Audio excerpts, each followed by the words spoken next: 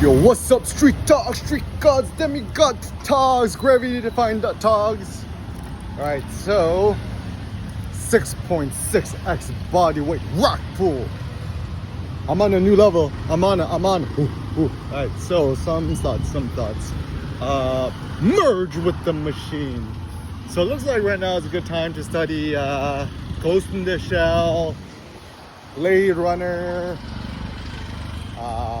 I don't know, Matrix. All of the visions are coming true. So ChatGPT 03 Omni something, right? Dude, it's like ridiculous. I'm like a crack fiend. I was maxing out my ChatGPT 03 until that gives me that. Oh, you have the wait till that. Okay, so tomorrow it's going to be re-enabled, and it's crazy because like the current chat models like 4.0 and like 04 mini high or whatever, even 4.1, it kind of sucks. ChatGPT 03 to me is at least like 50 times better. And I'm sure the next version of it is going to keep 10xing, 20xing, 50xing, 1000xing. And the reason why this is crazy is like it's growing at even a faster pace than Bitcoin. Granted, Bitcoin is more important than the AI because you could live without AI, you cannot live without money. So Bitcoin is like still 90% of my focus. AI is like 10% of my focus, but both is important. It's also very interesting because the two digital tools in the digital toolkit which seem wise is ChatGPT and actually Telegram. And also the US dollar. That's the trifecta. So if you want to be a real international person, and also English, right?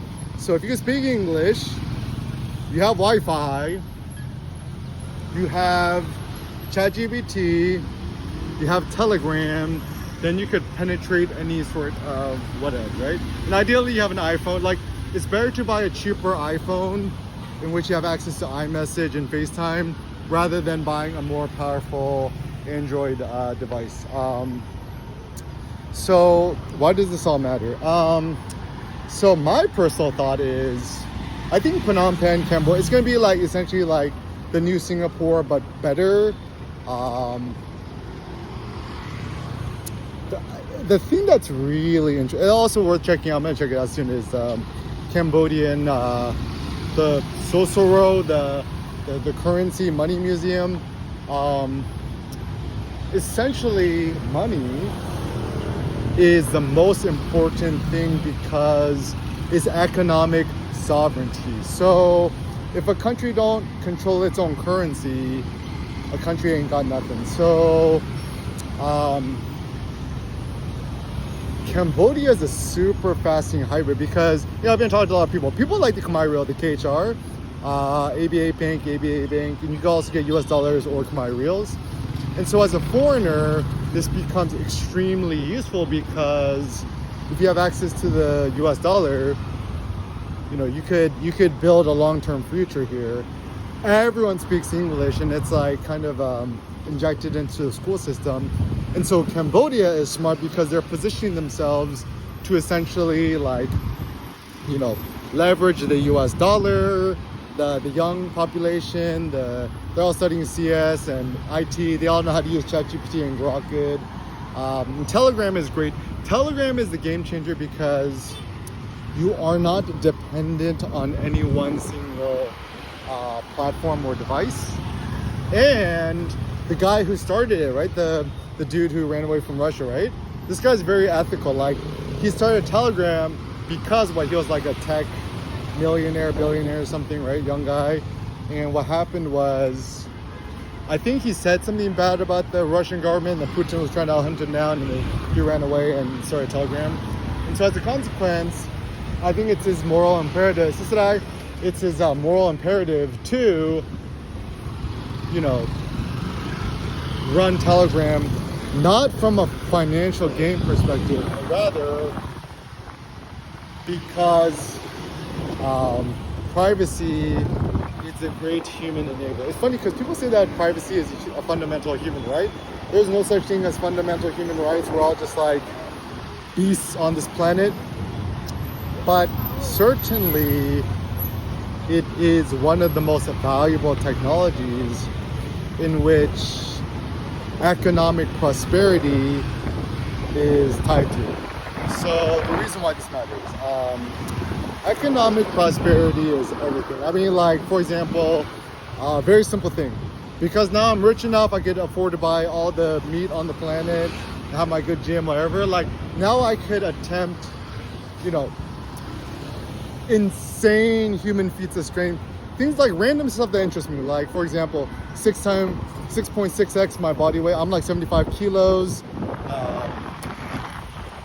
And I rack pulled 493, 500 kilograms, 503 incoming. And so as a consequence, this becomes very interesting because there's lots of things that we're curious about in terms of our potentials or our limits and stuff like that. And without economic power, sovereignty, wealth, one cannot attempt it because you're just like eating hand to mouth, right? And the truth is, the reason why Americans are so obsessed about money is the truth is, like, for Americans, right? Like, life for the average American is very difficult, even for the rich people, right? Like, life in America sucks for everybody. Even if you're stupid rich, your life sucks. Even if you're middle class, your life sucks. You're poor, obviously your life sucks. The only ones who seem to really be thriving are kind of like people who are essentially earning American wages but living elsewhere, like in Phnom Penh, whatever, right? And the reason is that you like 10x your money instantly, like click, right? It's almost like if like the price of Bitcoin 10x overnight is like kind of the same thing. So anyways, as a consequence, everyone wants to live freely, and the truth is, I don't know anyone out there. It don't matter what job you have at Apple or whatever. No, if you have an option, nobody wants to remain employed at their job. It's like if they had the option, they'd be self-employed or just chilling at home or whatever, right? And so otium, in which Seneca, Stoic sage said, is essentially the great imperative to life. This is a secret, guys. You're going across the street. Just wave your hand, and ideally you have your iPad in hand so people don't kill you. And actually, the thing that's great about Khmer people is, Khmer people, it's in their interest to not kill you. Okay. The thing that's nice about Khmer culture, it's like currently my favorite culture on the planet. People just very the way I would describe it, especially Phnom Penh, not like Siem Reap, is in Phnom Penh because it's the main city. The aesthetic of Khmer culture is very calm, very aesthetic, very it's hard to describe. You just got to come here, right? And as a consequence, it kind of rubs off me in a good way. Is that I'm much more centered, grateful, happy, less petty. Also, this is my general sense too. Khmer culture, it's not really about envy or jealousy like American people do.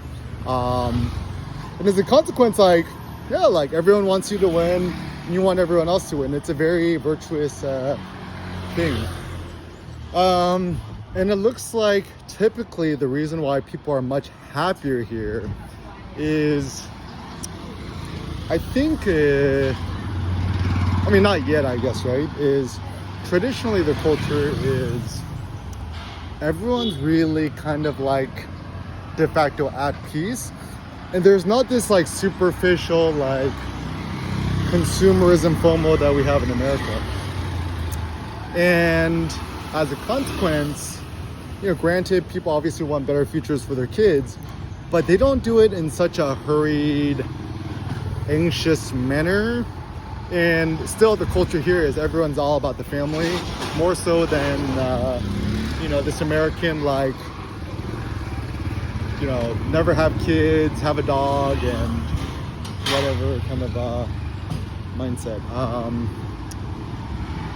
And so as a consequence, as an American living here, like I'm like so much happier. I'm like healthier, happier, richer, more productive,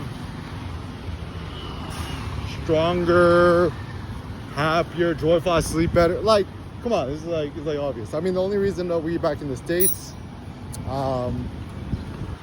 you know, like there's really no reason to be in the States if you have the option to be here. And so thinking about the future, I think my thoughts on AI is that it's funny because the sword cuts two ways, right?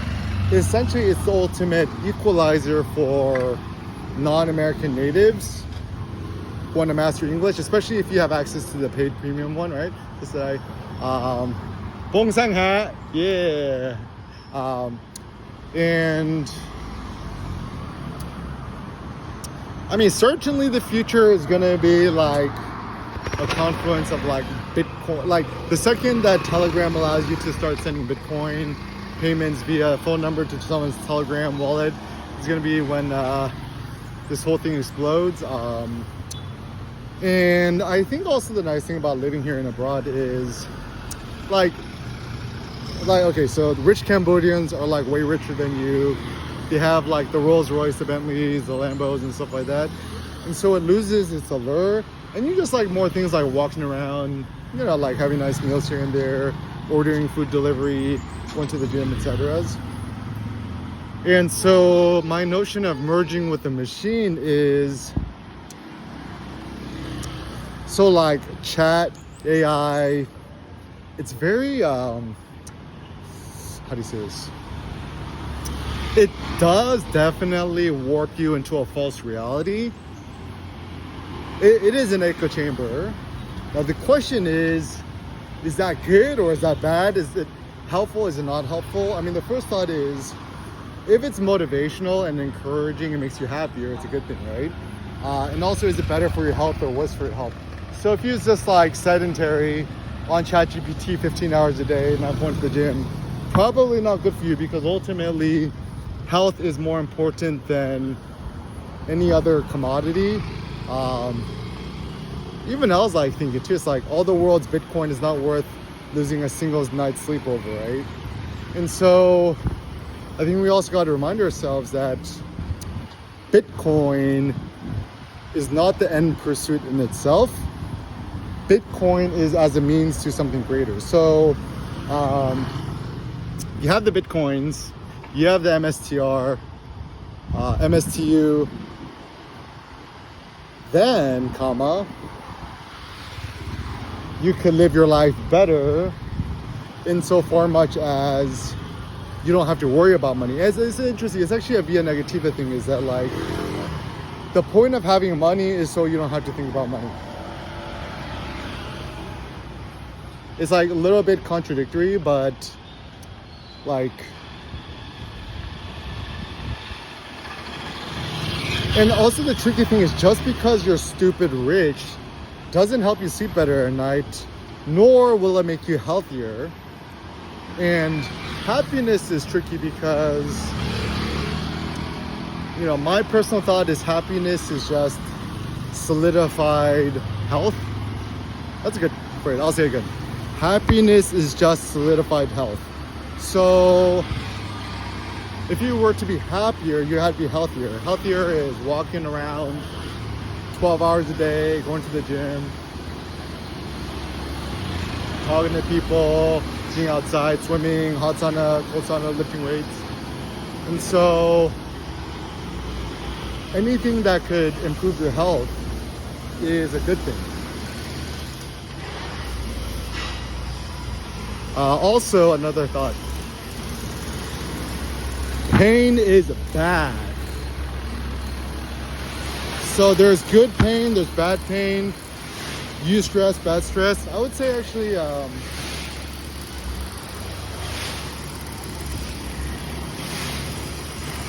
so things which are good. A 1 rep max lift is good. It'll make you stronger because it'll activate the IGF-1, human growth hormone, whatever, right?